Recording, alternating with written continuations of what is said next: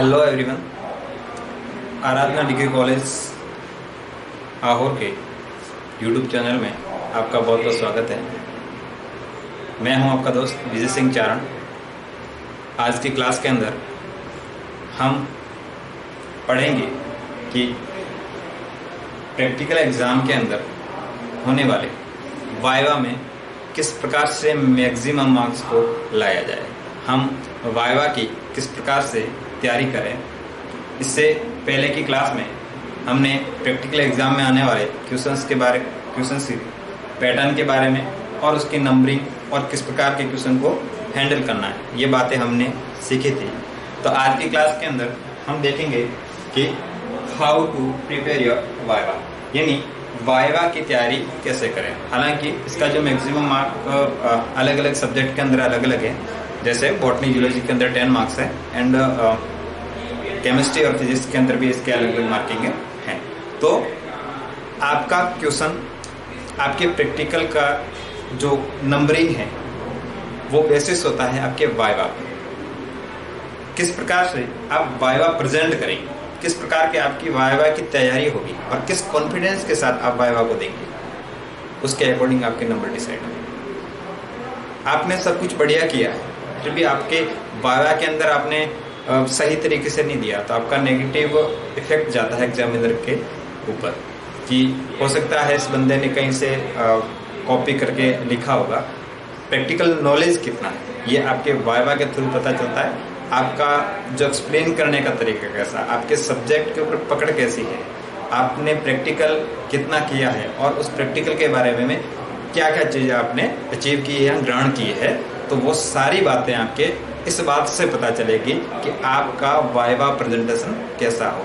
Viva की जो आपकी प्रेजेंटेशन है, वाइवा की आपकी तैयारी है और क्वेश्चन देने का जो तरीका है वो किस प्रकार से होगा, ये सारी बातें आपकी नंबरिंग को डिसाइड करेगी। तो आज की क्लास के अंदर हम ये पता करेंगे और हम ये सीखेंगे कि किस प्रकार से हम वाइवा को हैंडल करना है, किस प्रकार से एग्जामिनर्स को कन्विंस करना है कि मैक्सिमम मार्क अपन को दे दे। तो मेजर बातें क्या है, प्री वाइवा हुआ, ड्यूरिंग वाइवा और उसकी प्रिपरेशन किस प्रकार से करनी है और कौन कौन सी बातों का अपन को ध्यान में रखना है और अगर कौन सवाल आए हैं तो उसको कितना अपने को इफेक्टिव बनाना है अगर मैक्सिमम मार्क्स ऑब्टेन करने के लिए। तो अपना आज टॉपिक है कि how to prepare your viva. तो वाइवा की तैयारी कैसे करें। तो अगर इस वाइवा की तैयारी के अंदर हम इसको दो भागों में बांटें तो क्या हो सकता है, एक तो वाइवा से पहले की तैयारी और दूसरी हो सकती है ड्यूरिंग वाइवा, यानी हम उस क्लासरूम के अंदर, हम उस ऑफिस के अंदर हो जहाँ पर अपना वाइवा चल रहा है, वहाँ पे जाने से पहले अपन की क्या तैयारी होनी चाहिए, किस प्रकार से खुद को मेंटेन करें, खुद को प्रिपेयर करें कि इस वाइवा एग्ज़ाम से पहले की जो है कॉन्फिडेंस क्या होना चाहिए, क्या अपन की तैयारी होनी चाहिए। तो मैं इसको दो भागों में डिवाइड करता हूँ। पहला है प्री वाइवा, पहला है pre viva preparation. Pre viva viva से पहले की तैयारी, मतलब आपका जो वाइवा एग्जाम शुरू हो रहा है उससे पहले आपकी क्या तैयारी है और किस प्रकार से आपको कौन कौन सी तैयारियां करनी है। तो सबसे पहले आपको जो तैयार करना होता है वो आपका होता है practical record. Practical record, practical record. क्या आपने अपना प्रैक्टिकल रिकॉर्ड सही तरीके से तैयार कर लिया? क्या उसका अरेंजमेंट है वो सही है? क्या मैंने जो प्रैक्टिकल रिकॉर्ड है संबंधित टीचर से मैंने चेक करवा लिया है? तो और क्या प्रैक्टिकल रिकॉर्ड के ऊपर मेरा नाम प्रॉपर है, मेरे रोल नंबर प्रॉपर है, क्या मैंने इंडेक्स पूरी तरह से फिल कर दिया है, क्या उसके अंदर आने वाले जो मेरा वर्क है वो कंप्लीट है या नहीं। तो पहली वाइवा में जाने से पहले आपको इस बात की ध्यान रखनी है आपका जो प्रैक्टिकल रिकॉर्ड है वो प्रिपेयर है या नहीं। दूसरा, दूसरा आपका है dressing sense. Dressing sense, dressing sense आपने देख लिया कि प्रैक्टिकल रिकॉर्ड कंप्लीट है, ठीक है। अब आपको क्या करना है, अब आपको ड्रेस खुद को देखना है कि मैं एग्जाम देने से पहले, वाइवा एग्जाम देने से पहले मेरी ड्रेसिंग सेंस क्या होनी चाहिए, मैं किस प्रकार से, क्योंकि आपका जो ड्रेसिंग सेंस है ये आपके कॉन्फिडेंट पर डायरेक्टली क्या है, डिपेंडेंट, कि आप जितने अच्छी तरह से ड्रेसिंग सेंस होगा आपका तो उतना कॉन्फिडेंस आपका बढ़ेगा। वरना कभी कभार आपके ड्रेसिंग सेंस के अंदर आपको खुद को लगता है कि नहीं ये प्रॉपर नहीं है, तो आप जो कन्वेंस करेंगे कि आपका कम्युनिकेशन जो स्टेप है वो क्या हो सकता है, प्रभावित हो सकता है, डिस्टर्ब हो सकता है। इसलिए मेजर बात कि ड्रेसिंग सेंस आपका क्या होना चाहिए। तो सिंपल सी बात है, ड्रेसिंग सेंस के अंदर अपने आप को पहन के आना है, वो क्या है, कॉलेज यूनिफॉर्म।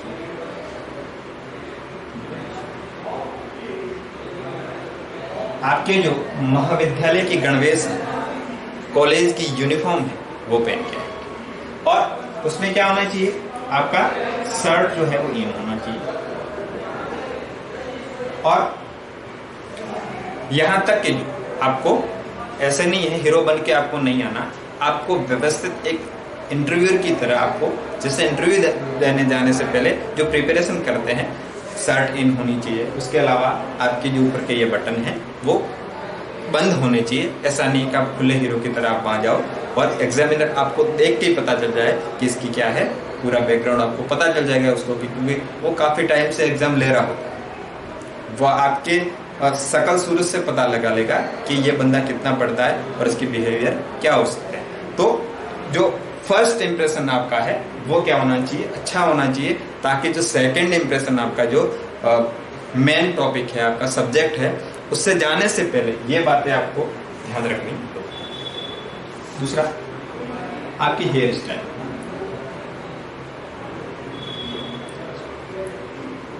हेयर स्टाइल आपकी सिंपल होनी चाहिए, आपकी सिंपल हेयर स्टाइल होनी चाहिए, ताकि एग्जामिनर का जो एक्स्ट्रा जो फोकस है आपके ड्रेस पे, आपके हेयर स्टाइल पे, आपके बॉडी लैंग्वेज पे, तो ये क्या करता है, आपके जो आपका एटीट्यूड है, जो आपका बिहेवियर है, वो आपके बोलने से पहले पता चल जाएगा कि इस बंदे का बिहेवियर कैसा होगा। क्योंकि जो आपका एग्जामिनर है वो काफ़ी टाइम से एग्जाम ले रहा होता है और उनको पता होता है कि ये किस प्रकार का जो स्टूडेंट हो सकता है। ठीक है, तो आपकी जो हेयर स्टाइल है वो क्या होनी चाहिए, सिंपल प्रकार की होनी चाहिए, खास करके जब आप एग्जाम दे रहे होते। दूसरा आपकी है बॉडी लैंग्वेज।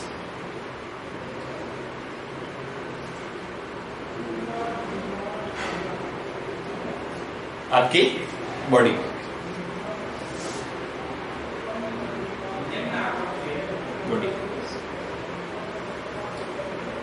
बॉडी लैंग्वेज के अंदर क्या रखना है, खुद को कॉन्फिडेंस रखना है, एक पूर्ण विश्वास के साथ जाना है।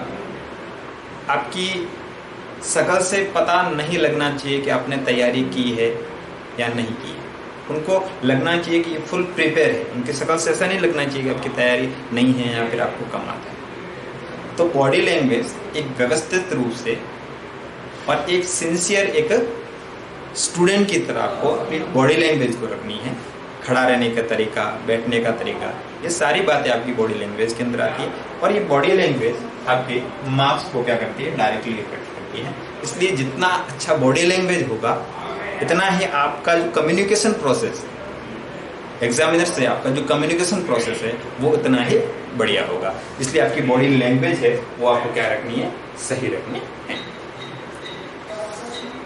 दूसरी है फियरलेस, निर्भीक होना, डर नहीं। आपका जो फियर है, आपका जो डर है, ये क्या करेगा कि जब आप एग्जाम देने जाओगे उससे पहले पढ़ाई करोगे और सबने पढ़ाई की है, तो अगर ये चीज जो आपकी डर है, भय है, ये अगर आपके जहन में आ गया, अगर आपके दिमाग के अंदर, माइंड के अंदर अगर भय आ गया, फियर आ गया, तो आप मान के चलिए कि आप एग्जाम में जो पढ़ के आए हैं वो भी भूलने की संभावना है। सामने वाला क्वेश्चन कुछ करेगा, आप उसके आंसर पूछे दोगे, हो सकता है वो सामने वाला आपका आंसर है और आपने सही बताया, परंतु आपकी बॉडी लैंग्वेज और वो टीचर देख रहा है कि ये डर रहा है, तो हो सकता है ऐसा बोल दो ये सही नहीं है, तो आप घबरा जाओगे। परंतु खुद पे कॉन्फिडेंस रखते हुए कि सर हाँ मेरे हिसाब से ये होना चाहिए, मैंने ये पढ़ा है, बाकी चीजें वो डिसाइड करेगा कि सही है या नहीं है। परंतु अगर आप जाने से पहले आप डर जाओगे, एग्जाम से आप क्या है, आपके एग्जाम से जाने से पहले आपके अंदर भय आ गया, तो क्या हो गया, आपकी ये सारी तैयारी है वो क्या हो सकती है, डिसमिस हो सकती है। डर आ गया तो आपकी बॉडी लैंग्वेज एकदम बिगड़ गई, और बॉडी लैंग्वेज बिगड़ते ही आपकी जो नेगेटिव इफेक्ट है आपकी बॉडी के ऊपर देखने को मिलेंगे, और वो नेगेटिव इफेक्ट आप एग्जामिनर के सामने भी फेस करोगे, और एग्जामिनर उसी नेगेटिव इफेक्ट के साथ आपके नंबर देगा। तो कितना कंटेंट आता है ये बाद की बात, कंटेंट को पेश करने से पहले अपनी जो का है कॉन्फिडेंस है या फिर अपना को तैयारी है वो प्रॉपर होनी चाहिए, क्योंकि एग्जामिनर डायरेक्ट अपने सब्जेक्ट को लेकर आपके नंबरिंग करेगा, और सब्जेक्ट अपना कवर है, तो इन चीजों को लेकर अगर वो, क्योंकि एग्जामिनर होता है आपको फंसाना होगा तो कहीं भी फंसा लेगा, ऐसा नहीं है आपको फंसाना होगा तो कहीं भी फंसा लेगा, क्योंकि वो अपन से ज्यादा जानता है।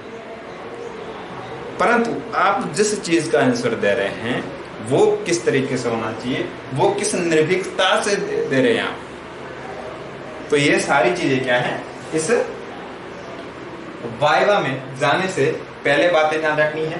पहली है प्रैक्टिकल रिकॉर्ड, जो सबका कंप्लीट होना चाहिए और चेक होना चाहिए। अगर आपका प्रैक्टिकल रिकॉर्ड चेक नहीं है तो टीचर ये मान के चलेगा ये रेगुलर बंदा नहीं है, और रेगुलर बंदा नहीं है तो उसको आसानी से उसके नंबरिंग के अंदर क्या है वो डिक्रीज कर सकता है, कम कर सकता है, क्योंकि रेगुलर बच्चे का एक पॉजिटिव इफेक्ट रहता है हमेशा एग्जामिनर के सामने। तो आपका प्रैक्टिकल रिकॉर्ड चेक नहीं है, इसका मान के चलिए कि आप एग्जामिनर की नज़र में क्या है, आप कॉलेज नहीं आते, आप अव्यवस्थित हैं, आप अपने भविष्य को लेकर, आप सब्जेक्ट को लेकर, अपने डिग्री को लेकर बिल्कुल भी सीरियस नहीं है। तो प्री वाइवा प्रिपरेशन सेकंड हो सकती है ड्यूरिंग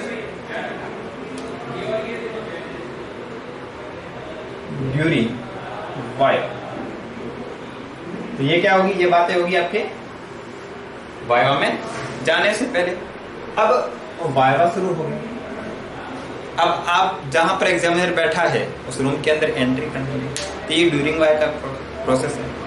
तो सबसे पहले आप जिस रूम में एंटर करोगे, क्योंकि एग्जामिनर एक जगह पे बैठा होगा और उस रूम में आपको जाना होगा, तो पहले ही पहले आपको क्या करना है, उस रूम में जाने से पहले आपको क्या मांगनी है, परमिशन।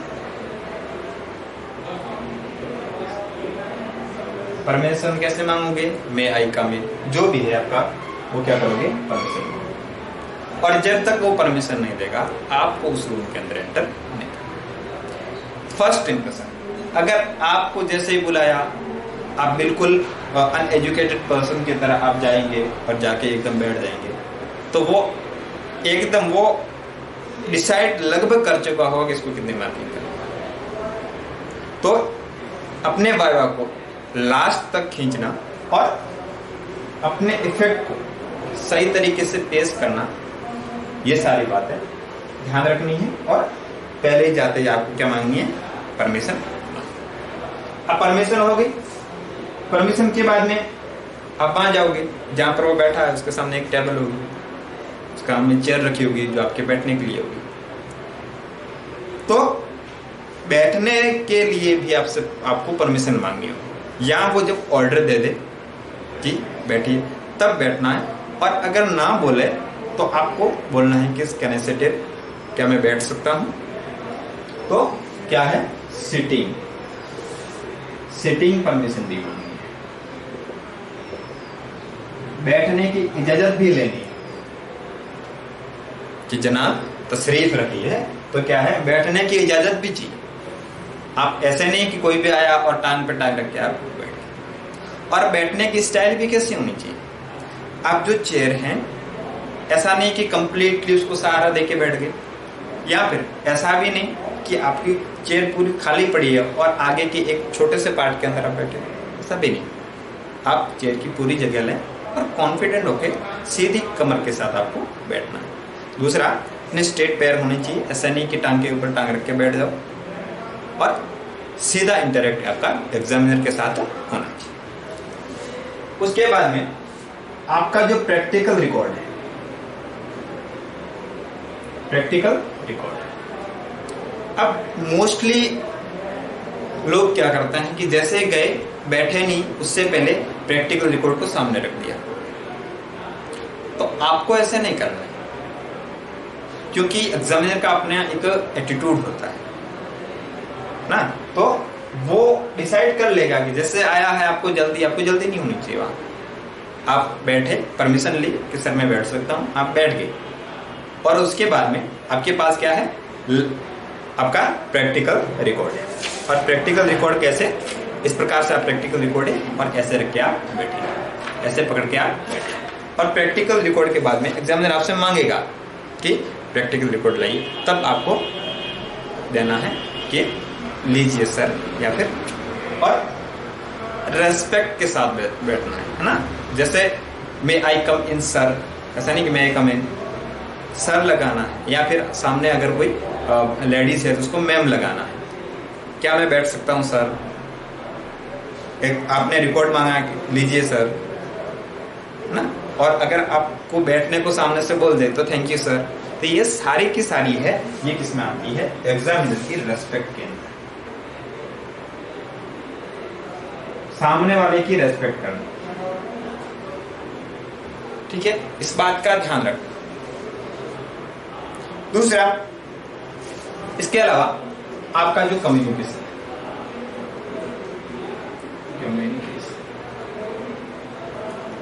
आपका जो कम्युनिकेशन, आपका कम्युनिकेशन कैसा होना चाहिए, बात करने का तरीका कैसा होना चाहिए, और आप जो कम्युनिकेशन कर रहे हो, कम्युनिकेशन कैसा होना चाहिए। कम्युनिकेशन के अंदर आपको बात ध्यान रखनी, आपकी लैंग्वेज, आपकी भाषा जो है वो कैसी होनी चाहिए।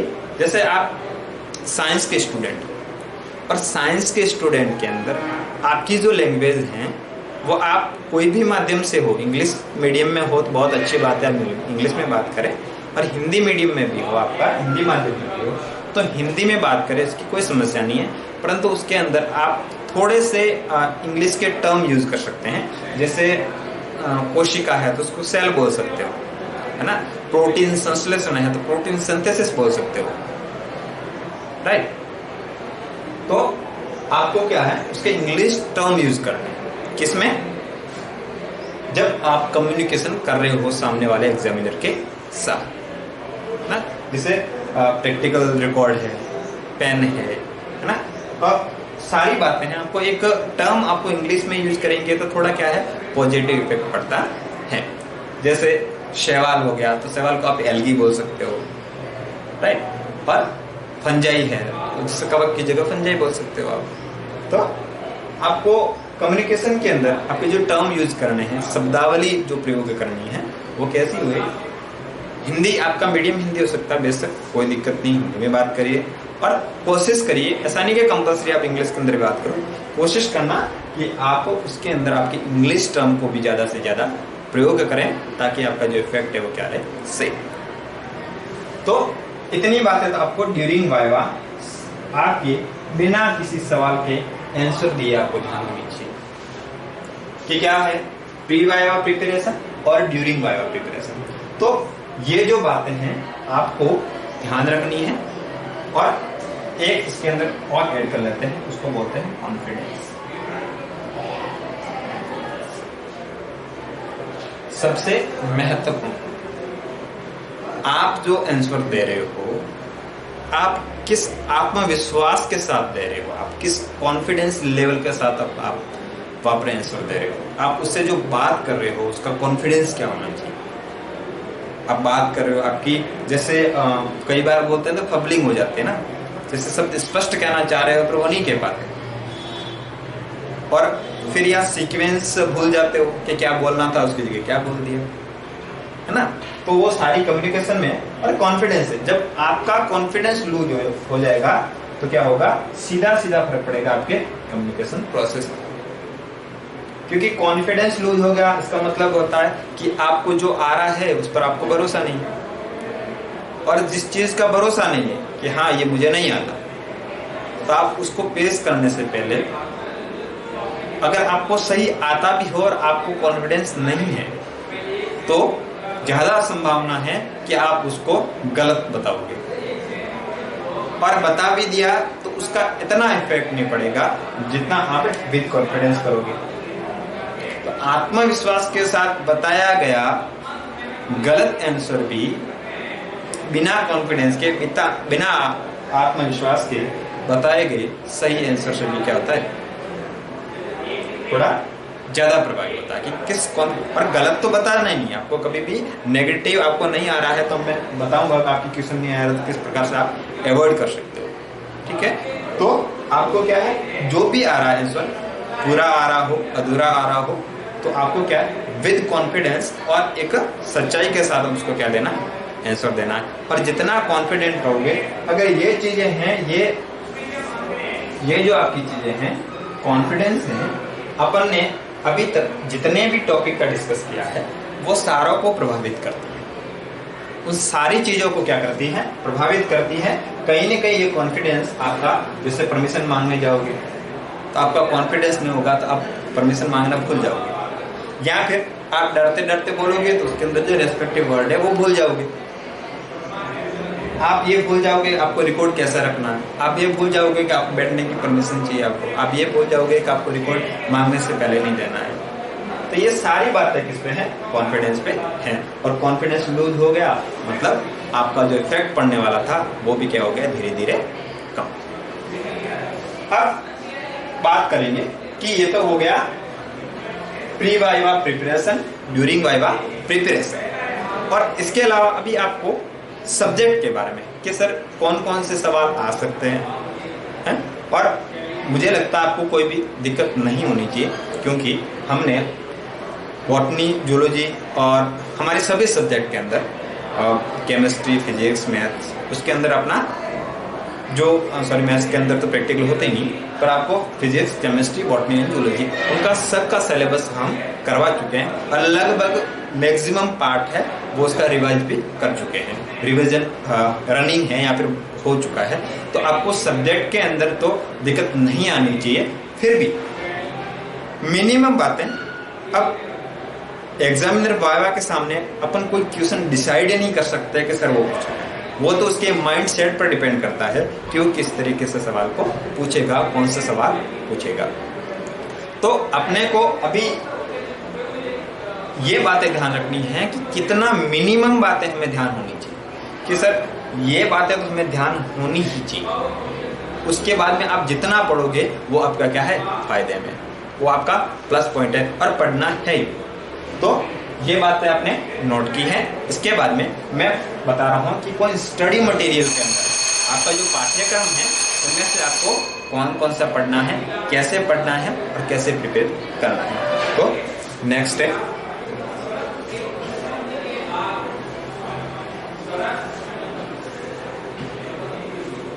आपका स्टडी मटेरियल।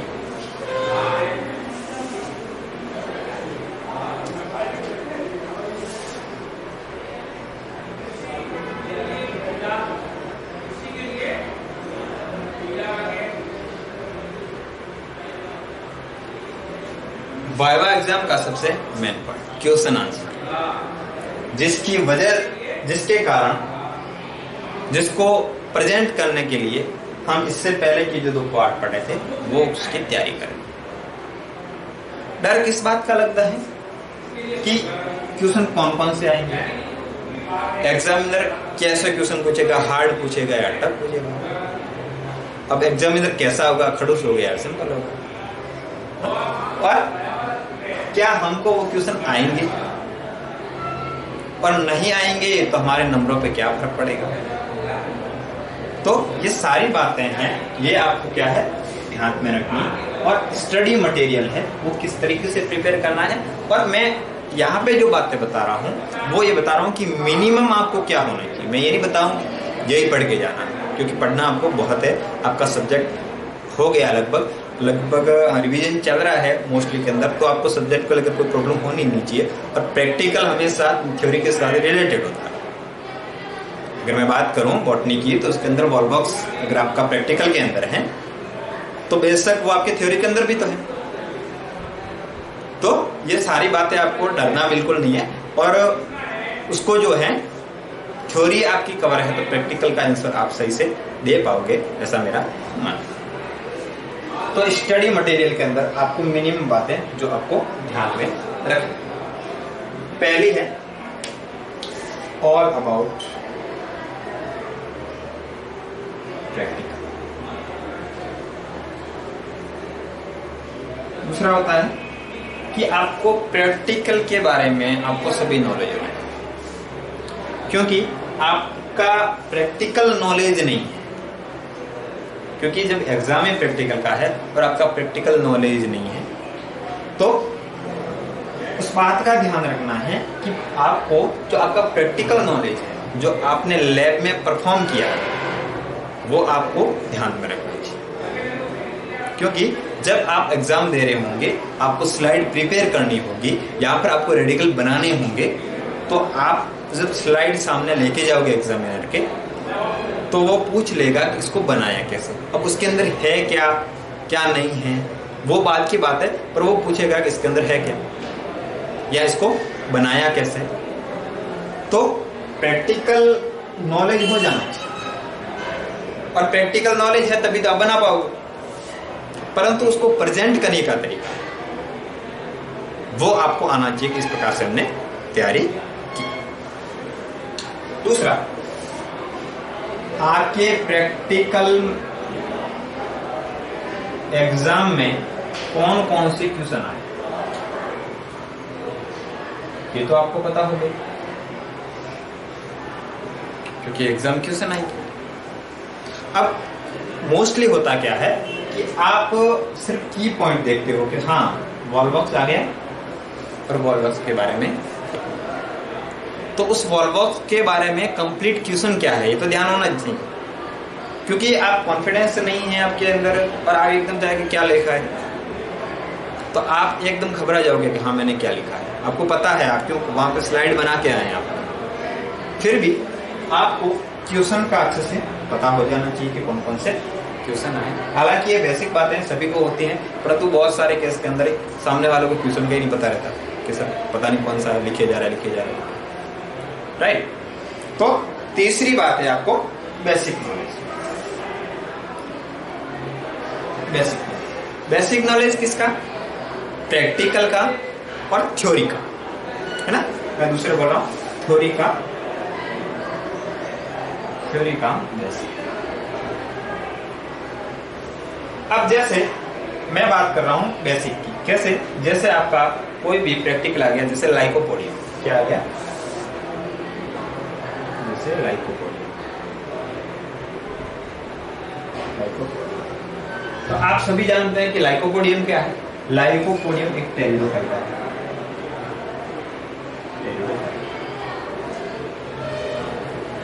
तो ये प्रैक्टिकल आ गया, और इस प्रैक्टिकल के रिलेटेड क्या है, इसकी थ्योरी। तो आपको लाइकोपोडियम की बेसिक बातें आपको ध्यान रखनी चाहिए। अब सवाल उसका पहले यही होगा कि लाइकोपोडियम क्या होता है, राइट। अब लाइकोपोडियम क्या होता है, आपने थैलस उसकी लीफ की संरचना, इंटरनल, एक्सटर्नल, रिप्रोडक्टिव ऑर्गन, ये सारे लिखे हैं, परंतु पहला सवाल है कि लाइकोपोडियम क्या है। तो आप देखोगे सर इसका जो तना, पत्ते, सारी बातें ये डिसाइड करो। उससे पहले आपको लाइकोपोडियम क्या है, लाइकोपोडियम इज टेरिडोफाइटा। तो इसका बेसिक क्या हो गया? तो बेसिक इसका प्रैक्टिकल का, और प्रैक्टिकल के रिलेटेड थ्योरी का, मतलब इस टेरिडोफाइटा का आपको बेसिक नॉलेज होना चाहिए। अगर आपके एल्गी के अंदर आ गया, एल्गी का कोई भी क्वेश्चन आ गया, सपोज दैट कारा आ गया, तो आपको उसके बारे में एल्गी के बारे में पता हो जाना चाहिए। जैसे सवाल यही कर लो कि एल्गी क्या है, एल्गी, फंजाई, इन दोनों में फर्क क्या है, तो ये बेसिक नॉलेज है, आपको आना चाहिए। इसके अलावा रिलेटेड थ्योरी सब्जेक्ट, वही बात होगी, रिलेटेड थ्योरी नॉलेज, ठीक है, मतलब संबंधित विषय की जानकारी। इसके अलावा आपको इंस्ट्रूमेंटल यूज,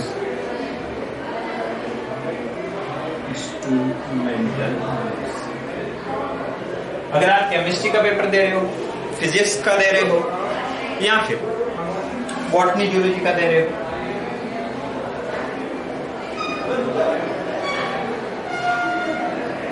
तो उसके अंदर जो इंस्ट्रूमेंट यूज कर रहे हो उसका नॉलेज हो जाना चाहिए। नॉलेज क्या है उसका? Principle, principle and how to use, कैसे उसको प्रयोग करते हैं, उसका यूज कैसे करते हैं, और उसका सिद्धांत, कौन से सिद्धांत को इंस्ट्रूमेंट आधारित है। अगर केमिस्ट्री और फिजिक्स के अंदर, मोस्टली फिजिक्स के अंदर तो क्वेश्चन यहाँ से बनना ही बनना है कि आपने कौन सा इंस्ट्रूमेंट यूज किया और उस इंस्ट्रूमेंट कौन से प्रिंसिपल पर कार्य करता है। तो आपको लैब के अंदर जो इंस्ट्रूमेंट हैं तो उस बातों का आपको ध्यान रखना चाहिए। जैसे आप माइक्रोस्कोप यूज कर रहे हो तो ये माइक्रोस्कोप कौन सा है, डिसेक्टिव है, कंपाउंड है, डिसेक्टिव और कंपाउंड में क्या फर्क है, इसके अंदर कौन कौन से लेंस यूज किए जाते हैं, डिसेक्टिव माइक्रोस्कोप किसको देखने के लिए प्रयोग किया जाता है, कंपाउंड माइक्रोस्कोप किसको देखने के लिए प्रयोग किया जाता है ना। ये सारी बातें किसके हैं? इंस्ट्रूमेंट के बारे में, और इंस्ट्रूमेंट का आपको पता होना चाहिए। नेक्स्ट पॉइंट क्या है? केमिकल है। अब फॉर एग्जांपल आप रेडिकल बना रहे हैं केमिस्ट्री के अंदर, अब उस रेडिकल का एक्सपेरिमेंट के लिए आप कौन कौन से केमिकल यूज लेंगे वो आपको पता होना चाहिए। दूसरा, अगर आप बॉटनी जूलॉजी का कर रहे हो तो जूलॉजी की बात करूं तो जूलॉजी के अंदर आपने प्रोटीन का टेस्ट कर लिया, प्रोटीन टेस्ट, उसके अंदर आपको बता दें कि बायोयूरिक टेस्ट क्या होता है। तो बायोयूरिक टेस्ट के अंदर कौन कौन से आपको इंस्ट्रूमेंट यूज कौन कौन से केमिकल यूज में लिए जाते हैं वो पता होना चाहिए। अगर कार्बोहाइड्रेट की बात करूं तो बेनेडिक्ट सॉल्यूशन होता है, फैट की बात करूं तो सोडा 3 डाई होता है। तो कौन कौन, अब जैसे मोस्टली क्या होता है कि अब फैट का अगर प्रैक्टिकल कर रहे हैं उसके अंदर आपको क्या है कि एक उसके अंदर क्या होता है कि कंपाउंड जैसे सोडान 3 डाई है वो क्या डिजोल्व हुआ था उसके अंदर, परंतु आपको नाम याद नहीं सोडा, फिर आपके बोलेंगे कोई एक यौगिक होता है उसके अंदर सॉल्यूट हो जाता है, उसका सॉल्यूशन बन जाता है। तो आपको किसका नाम याद रखना है? केमिकल जो आप, और कौन से केमिकल जो आप उस टाइम के प्रैक्टिकल के अंदर आप यूज ले रहे हो। और बॉटनी की बात करें तो अलग अलग डाई हो सकती है, स्टेनिंग हो सकता है, और इसके अलावा स्टेन के लिए जैसे सेफ्रेनिन यूज करते हैं, माउंटेन के लिए ग्लिसरीन यूज करते हैं, कॉटन ब्लू यूज करते हैं। तो ये सारी डाई पता हो जानी चाहिए कि आप फास्ट ग्रीन यूज करते हैं कि किसके लिए आपको कौन सी आपको डाई यूज करते हैं, सेफ्रेनिन किसके लिए यूज करते हैं, आपको कॉटन ब्लू किसके लिए यूज करते हैं, इलेक्ट्रोफिनॉल, इसके अलावा आपको फास्ट ग्रीन किसके लिए यूज करते हैं। ये सारी बातें आपको नॉलेज होनी चाहिए। इसके अलावा आपको अब बात आती है कि सर कुछ भी नहीं आ रहा, कि थ्योरी भी कंप्लीट नहीं हो रही है, आपकी प्रैक्टिकल में कंप्लीट है फिर भी आप उसको नहीं बता पा रहे हो। तो एक शॉर्ट ट्रिक है आपकी कि आप अपने पसंदीदा कोई भी 5 टॉपिक, 5 कोई भी 5 टॉपिक रिलेटेड थ्योरी से, जैसे आप किससे कि अगर बॉटनी का है तो बॉटनी के 5 टॉपिक आपको वेल प्रिपेयर कर दो, आप अच्छे से तैयारी कर दो, कोई भी 5 टॉपिक। हालांकि आपको सारी बातें आती हैं फिर भी आपको एग्जाम में जाने से पहले आपको डर लग रहा है और आप तैयारी नहीं कर पा रहे, तो आपको करना है कोई भी 5 टॉपिक, काफी बड़े हो जाने चाहिए, डेफिनेशन आप याद नहीं करनी है, पर 5 टॉपिक आप कोई सी भी हुआ, अगर किसी का लाइफ साइकिल हुआ, जैसे एल्गी का, फंजाई, ब्रायोफाइटा, इस प्रकार से कोई भी 5 टॉपिक आपको कंप्लीट तैयार। अब एग्जामिनर ने क्वेश्चन किया, पहला क्वेश्चन आपको नहीं आया, तब आपको क्या करना है, आपको एक तो सामने वाले को बेवकूफ नहीं समझना है। आप क्या करते हो, जैसे क्वेश्चन आया तो आप ऐसे रिएक्ट कर रहे हो जैसे मुझे आता है परंतु अभी मैं भूल गया हूं। ऐसा होता नहीं, आता है तो आ जाए, नहीं आता तो नहीं आएगा, है ना। तो क्या होगा कि आप ऐसे सर हाँ आ रहा था, अभी पता नहीं कहाँ गया, हाँ जस्ट हाँ, और जैसे सामने वाला होता है कि हाँ सर ये, तो वो एग्जामिनर है, वो काफी टाइम से एग्जाम ले रहा होता है, उनको पता होता है कि क्या आ रहा है और क्या नहीं आ रहा है। इसलिए अपनी ईमानदारी रखें। अगर उसने सवाल किया है और आपको नहीं आ रहा है तो आप उसको कि सॉरी सर मुझे इसका नहीं आता, प्लीज नेक्स्ट क्वेश्चन, अगला सवाल पूछो। अब उसने क्या किया, 5 क्वेश्चन पूछ लिए, ठीक है।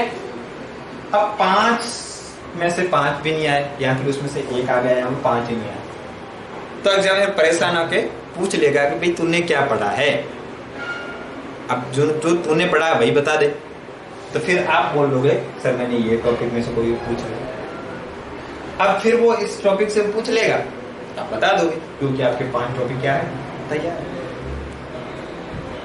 राइट।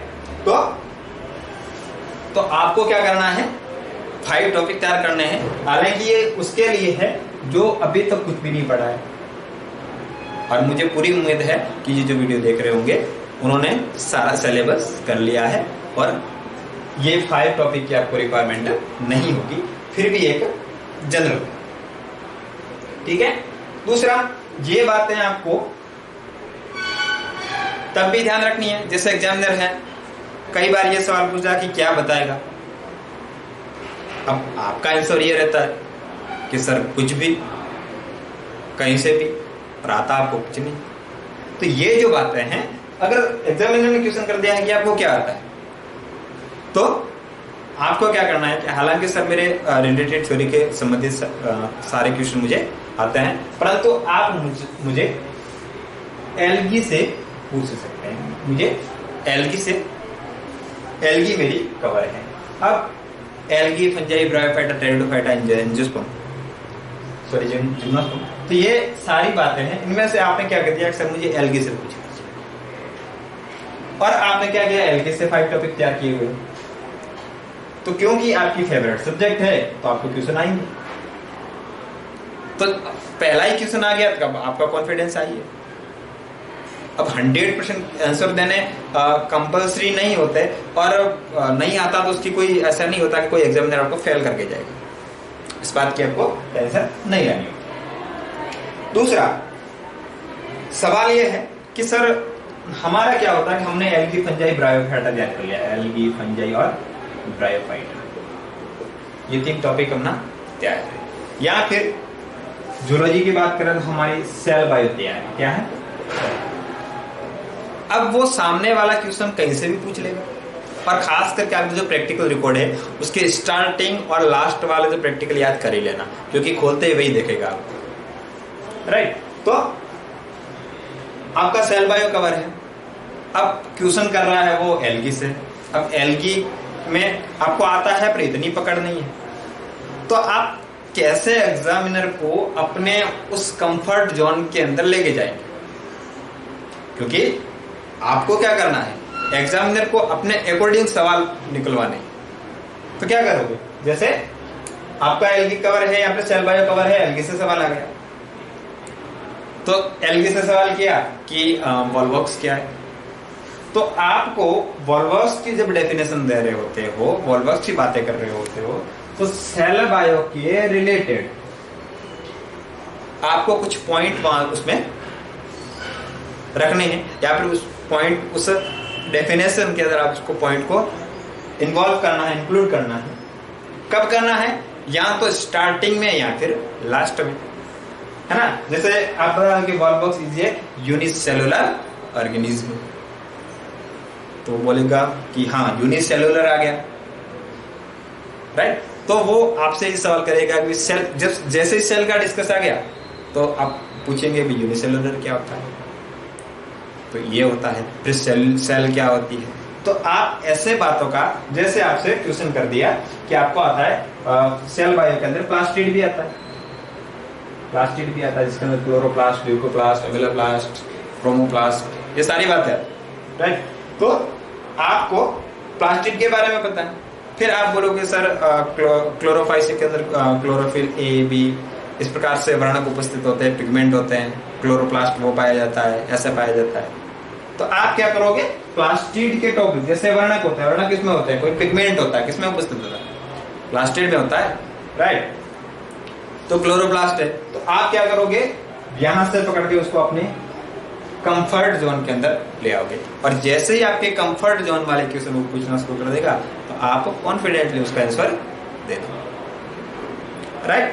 तो इस प्रकार से आपको तैयारी करनी है, और कोई भी क्वेश्चन नहीं आए तो घबराना बिल्कुल नहीं है, आपको कॉन्फिडेंटली कॉन्फिडेंस रखना है, उसके बाद बोलना है कि सर ये मैं नहीं बता पा रहा हूँ, और 5 टॉपिक और अपने लगभग सब्जेक्ट आपको तैयार करके जाना है। इन बातों की आपको आवश्यकता नहीं पड़ेगी ऐसी मैं उम्मीद करता हूँ, परंतु आपको फिर भी ये बेसिक बातें आपको ध्यान में रखनी है, और मुझे उम्मीद है कि आप प्रैक्टिकल एग्जाम के अंदर, प्रैक्टिकल वाइवा के अंदर मैक्सिमम मार्क्स लाएंगे, ऐसा मैं आपसे उम्मीद करता हूँ। Thank you so much.